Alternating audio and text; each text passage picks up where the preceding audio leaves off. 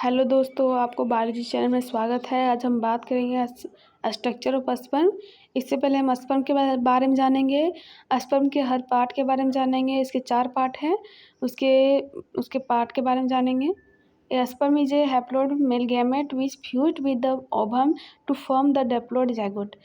एक स्पर्म जो है वो हैप्लोइड मेल गैमेट है। जैसे कि वो जैसे फ्यूज़ करता है ओवम से तो क्या होता है, डिप्लॉइड जाइगोट बन जाता है। Sperm are macroscopic structure envelope by plasma membrane. Sperm क्या है, ये मैक्रोस्कोपिक स्ट्रक्चर है क्योंकि हम इसे नग्न आँखों से देख नहीं सकते हैं। इसीलिए इसको हम मैक्रोस्कोपिक स्ट्रक्चर कहलाता है।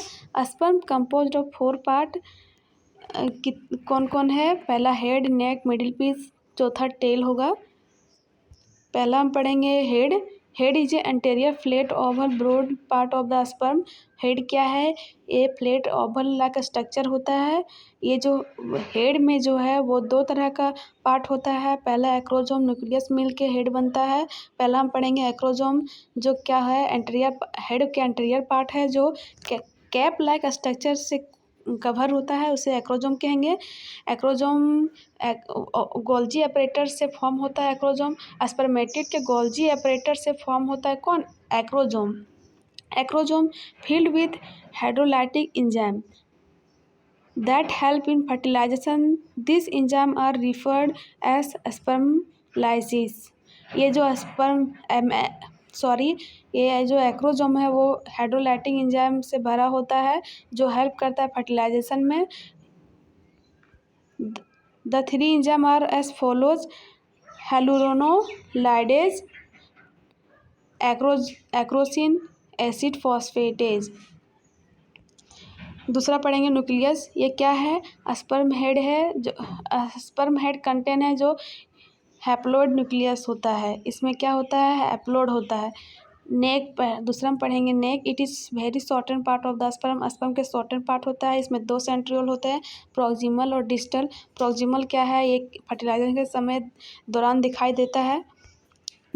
तीसरा पढ़ेंगे middle piece. Middle piece contain many mitochondria which are sparely arrange around the axial filament.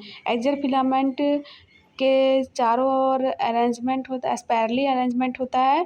जो बहुत सारे माइटोकॉन्ड्रिया क्या करता है, स्पैरली अरेंजमेंट होता है। किसके चारों, एक्सियल के फिलामेंट के चारों ओर।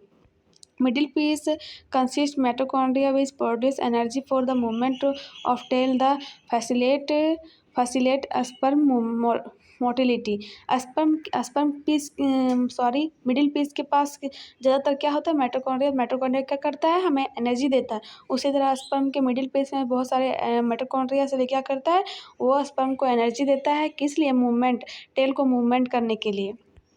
टेल किसे कहते हैं, tail consist of axial filament which help to swimming of sperm in fluid medium.